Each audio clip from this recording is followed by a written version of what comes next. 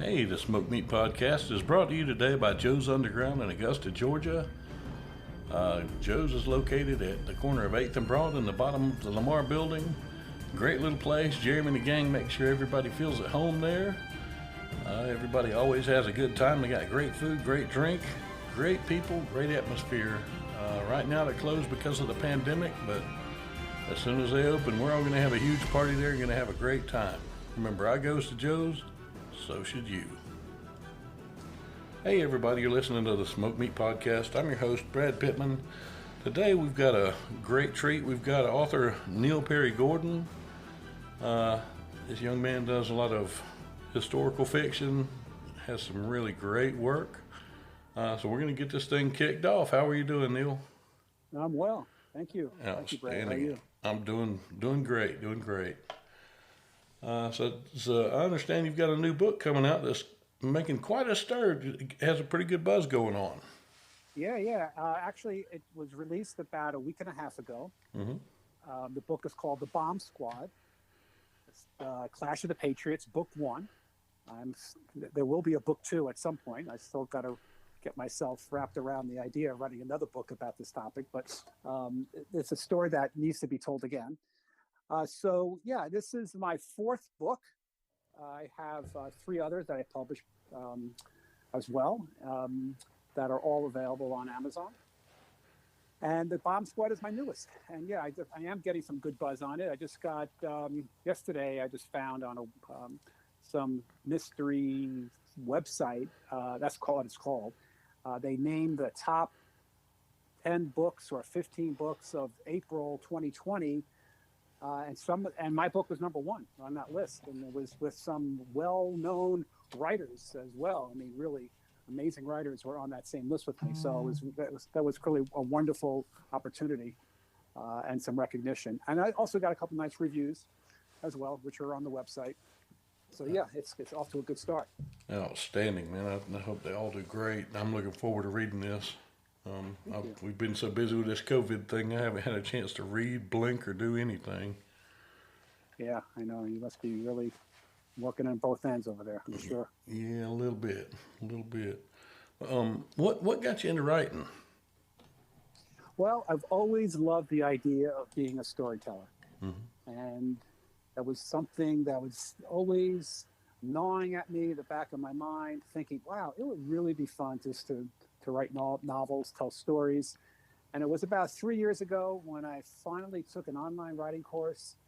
That wasn't really very good, but it was enough to give me a jumping off point, enough to get the engine started. And I've been off and running ever since. So this is my fourth novel. A fifth one's coming out in June. And another one, just finished up the first draft, will be out sometime this fall. So yeah, I've been working hard at it ever since I first got that bug. Man, that is awesome. You know, my hat's off to you for being able to write. I love being a storyteller, you know, as a comedian and as a podcaster. That's one of my big things, plus just as my personality in general. You know, my wife picks on me all the time because I've never met a stranger. You know, we saw a guy in Walmart one night who was looking at griddles.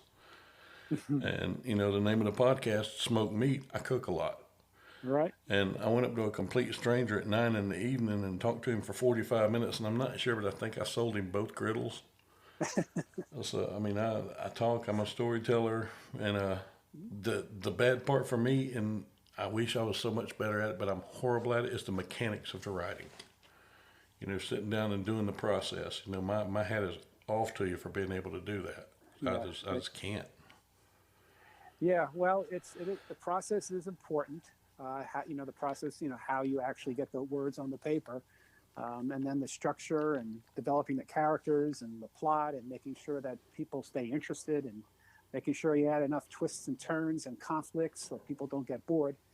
And what I like about writing is the investment that people have to make when you read a book. If you think about other forms of art, compare it to writing, for example, if you go to a museum and say you just go to the museum, you spend a couple hours in the museum. I mean, and you go through, you might see a couple of dozen different paintings, and you go home and you're done for the day, and a little bit of an outing. Or you go to a concert and you spend 2 hours at a concert, you listen to music, and that's the time you invest in it. And of course, you may have loved it, and it was something that made you happy. But when you read a book, you invest many, many hours, and it can take over days or weeks or months to finish that book. So the investment of time that someone takes to read one of your works is immense. And then when you hear back from them, comments or criticisms or critiques about the book, or they want to talk to you about the book or talk to you about the characters that you wrote about, that's, to me, is very rewarding. And that's part of the writing process that I didn't understand until my first book came out, and I started getting people who would comment to me like how much they loved it and how much it meant to them. So that has been, the wonderful part about it, and that keeps me moving and wanting to keep writing. Yeah, I mean, that's one thing I've always loved doing is reading. Because of Sesame Street, Mr. Rogers, and the Electric Company, I learned to read by myself when I was 4. And yeah. I've loved to read ever since because in my mind, a good book, you see it in your head. You make your own movie. And it takes a gifted author to be able to do that. There's books that I've had to read when I was younger, when I was in school, that I still read to this day over and over. I think one of my favorite ones, don't know if you've ever heard of it. It was written in the 60s. It was by a guy named Pat Frank called The Last Babylon. I don't believe I know that book. It was, I remember in 9th grade, we had different books we were assigned, and I never read most of the books because they just weren't my cup of tea. And I would always ace the test. But I remember I read this one 5 times in the allotted time we had to read it. It was about a life in a small Florida town out in the middle of nowhere after a nuclear war. Just a really, really good book. I mean, the guy did a lot of research and put a lot of time into it. And when the test came, I made like a 30 on this thing. And my teacher came to me after class and said, what's going on? Why didn't you do good on this test? I said, I don't know. I actually read this one. And she's like, huh? And I said, what? And she said, I'll tell you what, how about if I give you an oral test? Well, okay, cool. And we sat there and talked about the book, and I aced it. And just a good book that can capture your imagination, just, man, it's a wonderful thing. Yeah, it's a wonderful thing, for sure. Well, can I tell a little bit about what the Bomb Squad is about? Yeah. Well, it's called the Bomb Squad, Clash of the Patriots, Book 1. And it begins at the stroke of midnight on June 30th, 1916, when there was a devastating explosion at a place called Black Tom Island. That was an armaments depot, and it was situated about a few thousand feet away from the Statue of Liberty in New York Harbor. And that night when that explosion went off, it rocked New York City awake. And the Bomb Squad is the story of 2 German immigrants during the outbreak of World War I. Each willing to put his own life on the line in order to achieve a glorious victory for the cause. So on one side, we have Dr. Harold Schwartz. He's the administrator of Ellis Island Immigrant Hospital and a German spy who's loyal to the fatherland, who, along with his father, a dealer in lethal weapons and a lifelong friend of Kaiser Wilhelm. So both father and son, they're hell-bent on distracting the Americans from entering the war. And meanwhile, we have the British Secret Intelligence Service, known as the SIS, who recruited the highly regarded New York City police detective Max Rothman. They wanted him to assemble a team of German-speaking specialists to be known as the Bomb Squad. So the mission of the Bomb Squad is for Detective Rothman and his team of handpicked men, each with a certain expertise, to investigate this sudden surge of German espionage activity that's wreaking havoc along the eastern seaboard, which includes finding the source of smuggled explosives being tucked on board steamships crossing the Atlantic. So the Bomb Squad follows the exploits of Dr. Schwartz and Detective Rothman through an interconnecting tale of love and loss, friendship and betrayal, stretching from the American shores to the epicenter of German power, its capital, Berlin.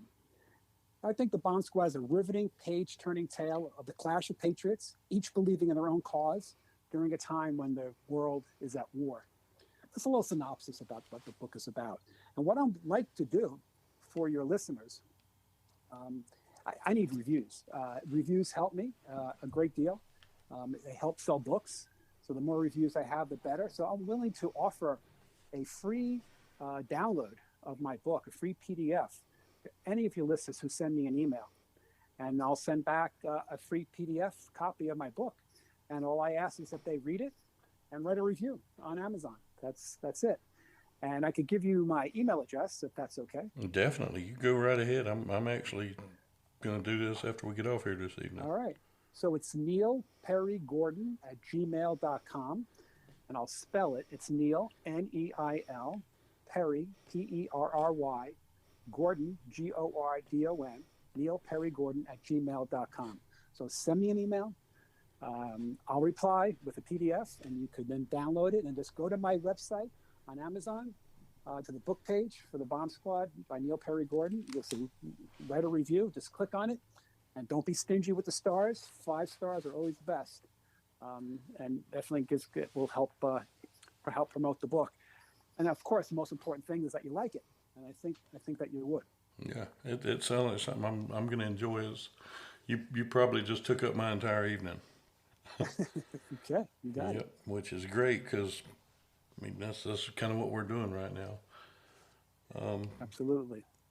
Man, I also have my other books are also on Audible too. If you're interested in listening to books on Audible, my first 2 books are on Audible.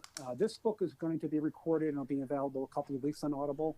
And my third book too is also in the process of being recorded. So I'll have 4 books that are being recorded right now. 2 are recorded, 2 are available, and 2 are being recorded. So it's available in ebook, paperback, and Audible book. Outstanding. We talked a little bit about the process. I just beside myself that people can sit down and do the process. I've actually started writing a book, but before you get excited, it was almost 20 years ago when this thing started. The original manuscript that I started is actually on 3 1/4 inch floppy, if that says anything. Okay. Yeah, that says a lot. Do you remember an author named Louis Grizzard? He actually wrote for the Atlanta Journal-Constitution, wrote little stories about the slice of life things from when he was growing up. Been a long time, and maybe a Southern thing. But the book is actually kind of a little collection of stories like his, and the name of it is actually, and this isn't me messing with anybody. This is the actual name of the book. It's called "Put Your Teeth In, Daddy, the Preacher's Coming." But my process is so horrible. It's like I say, it's actually literally been almost 20 years since I started this thing, and I've got like 7 stories actually on paper. So yeah, it takes a discipline for sure. You have to, a discipline and a motivation that you want to keep plugging through. I mean, I write every day, and it's not what I do. It's not my full-time job. I don't make a living as a writer. Mm-hmm. So I do this in between everything else that I do. So it is it's a process for sure, but it also takes discipline. It takes motivation.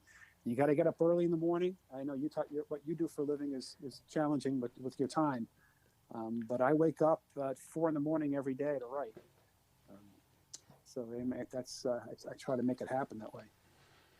Yeah, outstanding. Yeah, for everything I've heard and read, is like I said, it's having that discipline and having, time to sit and write, and the discipline to sit and do it. When I'm writing jokes and comedy and things for my stand-up act, I mainly write them in my head and I'll jot down notes, but I've got friends who do it that every day they set aside, 30 minutes. Okay, I'm going to write, even if it's garbage, I'm writing jokes. Right. Yeah, you need to have that. You need to have that muscle memory. So you get down into that rhythm, and you're able to continually work at it. And after a while, now I'm doing this for several years and doing it every day for several years. You get a rhythm. You get a muscle memory. You get something that you can. You have a method of how you write. So what's Malcolm Caldwell wrote a book about being an expert, and he says I think it's 1,000 hours it takes to become an expert. And he gives examples of the Beatles and all these famous people and these great accomplishments and how they became experts by just spending time in what they do over and over every day, keep going at it. And he sort of pegged it at 1,000 hours, which was an interesting concept. And he, of course, he creates his thesis and he backs it up with examples. So it's interesting. But it's true. I think if you spend time every day and whatever you do every day, you become good at it. I mean, you're a paramedic. I don't know how many years you've been doing at it, but I'm sure, after a while, you get yourself a rhythm and you get yourself good at it and you become an expert. Yeah, I've definitely got my own style doing it. May 30th will be 30 years. Well, I think you put in 1,000 hours. Yeah, I'm getting there. It feels like I've put them in the last 3 weeks, but I'm sure you have. Yeah. but oh well. Absolutely. But no, I try and instill in my kids, the love for reading, and both my kids read. I've got one that's 19 and one that's 17, and it's funny because they don't read the same things I do, which I'm almost a 50-year-old man, and they're teenage girls. So, and it took me a while. I'd be surprised if teenage girls and a 50-year-old man would read the same thing. Yeah, definitely. And it took me a while to understand, they're reading. Let them read. This is their thing. It's not what you're going to read. But it's just a gift that I felt like I could give them from a young age because, like I say, I love to read. It's just, if you get the right book or, just even a short story, it just takes you away. Yeah, it's an escape. People that say, oh, the book's better than the movie. And, for the visual, for me even, I love reading a book more than a movie. Like the Schwarzenegger movie that came out years ago, The Running Man. Mm-hmm. I read the book, a couple years later. I didn't realize Stephen King had written it under the name Richard Bachman. And I found the book and I read it. I'm like, holy crap, if they had done the movie the way the book was, it would still be in theaters, first run. I mean, the book was phenomenal. Yeah, it's hard to capture 80,000 words on the screen. That's why, with the advent of Netflix and all these series now that go on for, 10, 12 episodes, now you can capture a story in its entirety, when people start streaming these episodes. So, yeah, it makes a big difference when you have more time to tell the story because, people want to get to know the characters. I mean, if you think about all the books that you've read and all the books that you've loved, it's basically more the characters than it is the plot. We're always more, that's what we remember. All these famous characters. You think of Star Wars, you think of Luke and Leia and Hans, and you think of the characters. The story was secondary. That's how you make these connections, people to people. Yeah. And that, to me, that's just always been the thing, it's, you can see different worlds, you get to know different people, and it's just, man, it feels like such a gift. And now with audiobooks, I like listening to some of them while I'm riding to work because I work about an hour away, and that helps out a lot. Have you heard people starting to do radio plays of different books? Like the old time serials, but yeah, that's awesome. Yeah, those are neat. It's bringing back the old things. They say everything old does become new again. Yeah, well, before TV, there was radio, still storytelling, not much different than it is today. Of course, we don't have the visual with that, but, everyone used to sit around the radio and listen to the story and play the visual in their heads. That was the first step away from just novels in terms of listening to someone else tell the story to you. So, but even before that, stories were told mouth to mouth. I mean, mouth to ear around a campfire. I mean, that's how history was passed on. Before the written word, it was told. So it's a natural thing to be a storyteller. Yeah, definitely. Part of the human condition. Well, now, if I had to, look back and say, okay, what is a 20-year-old Neil Perry Gordon like? What does he like to read? Who were some of the folks who kind of shaped you a little bit, just with their writing? Yeah, a lot of the classics. George Orwell, J.D. Salinger. Those were the ones that really moved me. Even Stephen King. I think one of his books. I was probably 21 years old when The Stand came out. I love that book. And that was like, I remember being in college in the dorm, and all of us were reading the book, and we tried to call Stephen King. I said, let's call him. talk to him. So he lived he still lives in Maine, and I think he lives in Bangor, Maine. So we couldn't find his phone number, but we were trying to call him because that was like the hot book at the time. It's still a great book, classic of all classics. So yeah, those were the stories that excited me in my 20s. Yeah, I remember when Tales about people struggling, about, you know, I still attract me. The books I even write today are all about, you know, they're mostly male orientated. I write what I like to read. Yeah. You know, so it's about struggles, it's about conflict, it's about adventure, and I write what I call organically, which means I don't write with an outline. I have an idea of the story, and I have an idea where I want it to end. So I have an idea of the story itself and where I want it to end up. What happens in between, I don't know what's going to be until I actually sit down and write it. So I figure if I'm surprised as I write it, my reader will be surprised. I can't work with an outline, though I tried. And some very successful and amazing writers write very extensive 100-page outlines for their story. And that's just not my way. I just write, you know, this organic way, how I call it. And it's more of, it excites me doing it that way. I enjoy it. So I do what I like. Yeah, and you know, for me, that's the way to do, you know, like the podcast. As you notice, that's kind of how I do it here. I could get on and, you know, have 20 questions already written out and come on like, so Mr. Gordon, where are you from? You know, in my nice radio voice. And instead, you know, I know I'm going to introduce you. We're going to talk about, you know, what you do. And, you know, we're just going to kind of roll from there, and it works, you know. And as I had a guest that we talked the other night, and he told me, he said, you know, most podcasts are just big, long interviews. This one's basically two guys talking on the phone with a bunch of people listening in. I said, yeah, exactly. And to me, that's what I like to listen to, what I like to read. You know, things that, you know, are planned out, but not necessarily down to the last detail. Kind of like taking a road trip from New York to L.A. Okay, some people plot every second, and other people say, I just got to go west. Exactly. I like just going west. I hear you.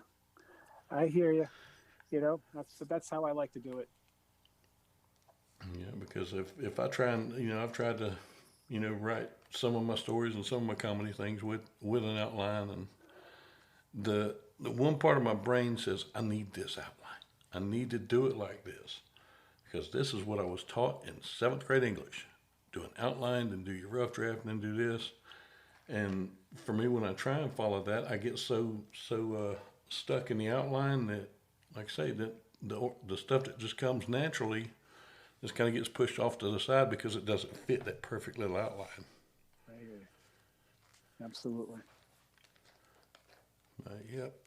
But now I'm going to make sure that I put on here, you know, when I do my show notes, I'm going to make sure that I put out that, you know, people do need to email you about your book so they can get their free copy, because I'm looking forward to reading this thing. I really am. Like I say, you've probably just eaten up my entire evening, because when I read, I sit down.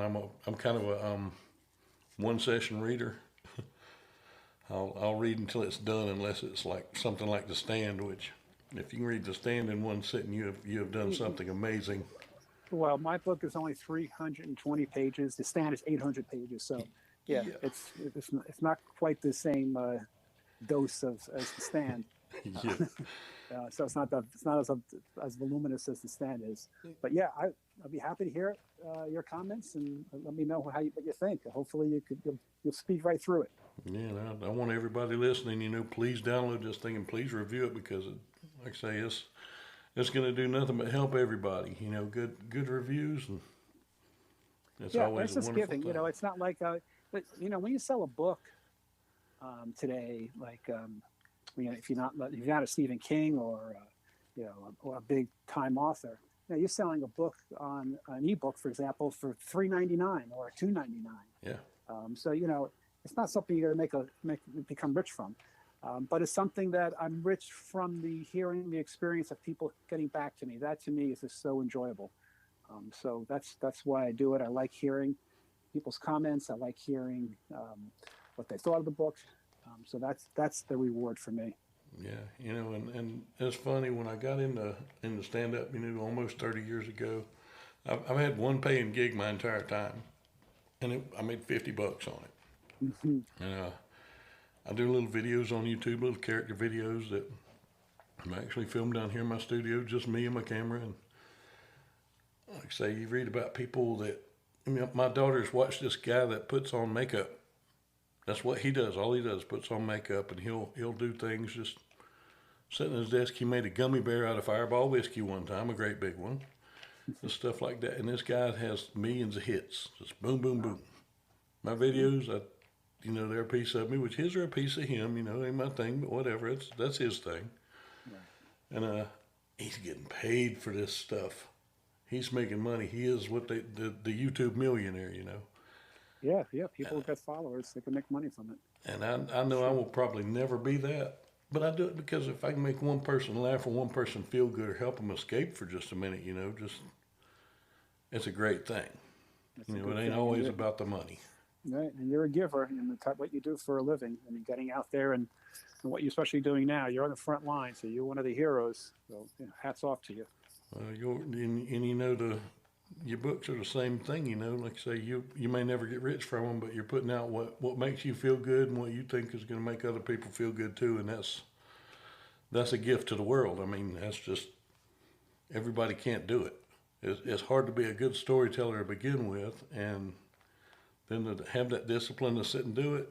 And my hat's off to you. I'm so happy that you're doing this. Well, thank you.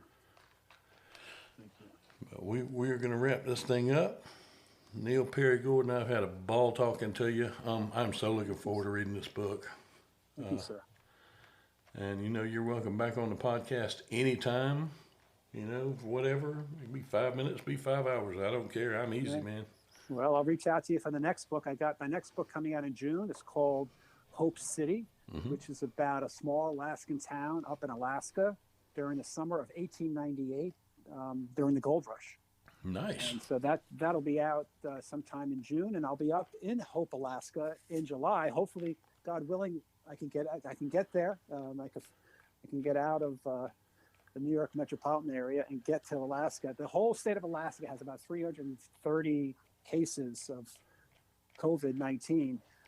In my little town in New Jersey, which is about 30 miles west of Manhattan, we have nearly triple what they have in the whole state of Alaska. Man. So it's nice and it's safe up there. So plus, I'm looking forward. I have lots of friends. I go up there every summer, and so I wrote a book about the town, the history of the town where they live in. So that should be exciting if I get up there. So when I get that book out, I'll reach out to you again and make an appearance. Well, how close is that to Juneau? It's far from Juneau. Oh, okay. Yeah, it's several. If you're flying, it's probably a couple hours of flying. Where I'm going is just outside of Anchorage, about an hour and a half drive from Anchorage. Okay. Yeah.